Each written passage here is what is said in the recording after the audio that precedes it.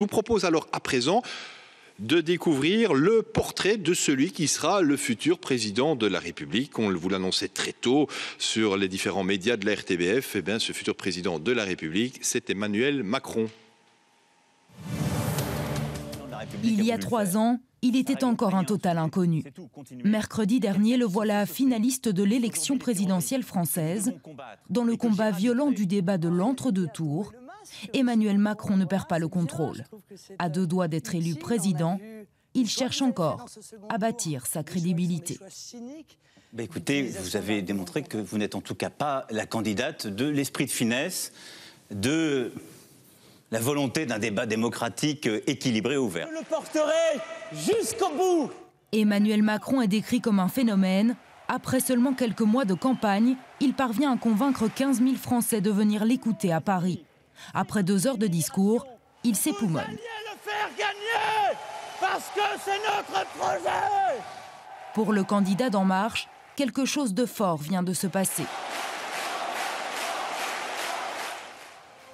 Emmanuel Macron n'a pourtant jamais été élu.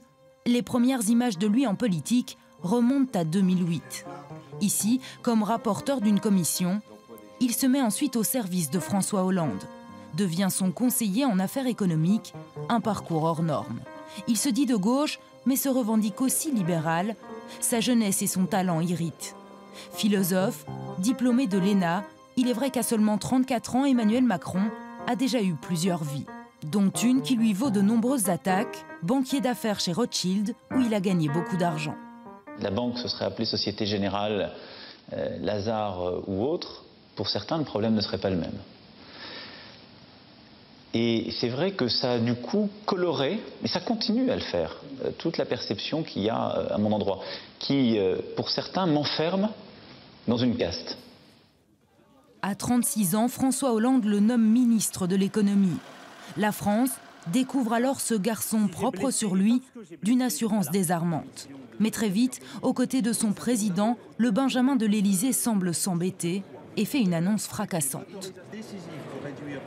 J'ai présenté cet après-midi au président de la République ma démission. Il sent bien qu'il n'arrive pas à faire ce qu'il a vraiment envie de faire. Et il est brimé en particulier par Manuel Valls. Donc il décide de partir. Mais je pense qu'en fait, il saisit sa chance en se disant que de toute façon, il y a un espace politique à prendre. Son coming out politique a lieu au printemps dernier avec la création d'En Marche. J'ai mis du temps, j'ai réfléchi, j'ai consulté, j'ai associé beaucoup de gens et j'ai décidé qu'on allait créer un mouvement politique. Un mouvement politique nouveau. C'est un mouvement politique qui ne sera pas à droite, qui ne sera pas à gauche. Une ambiguïté politique destinée à séduire tous les électorats. Sans véritable programme, Emmanuel Macron part pourtant en campagne. Sur le terrain, aux côtés du candidat, un autre visage retient particulièrement l'attention, celui de son épouse Brigitte. Leur rencontre a lieu au lycée d'Amiens en Picardie. Il a alors 15 ans, elle 39. Professeure de théâtre, Brigitte Trogneux est mariée et mère de 3 enfants. Une passion interdite à laquelle cette journaliste a consacré un livre. C'est un vrai couple et ils ont surmonté des épreuves ensemble. Ça fait plus de 20 ans qu'ils sont ensemble et il y a une vraie complicité. Et c'est vraiment un couple fusionnel. Leur écart d'âge, ce regard bienveillant qu'elle pose sur lui. L'attrait pour ce couple atypique et fulgurant, comme les attaques. Sur l'homosexualité cachée du candidat à l'Élysée, une rumeur à laquelle il répond avec humour. Je voudrais faire courir l'idée que je suis duplice. Si dans les dîners en ville, si dans les boucles de mail, on vous dit que j'ai une double vie avec Mathieu Gallet ou qui que ce soit d'autre, c'est mon hologramme qui soudain m'a échappé, mais ça ne peut pas être moi, je ne le connais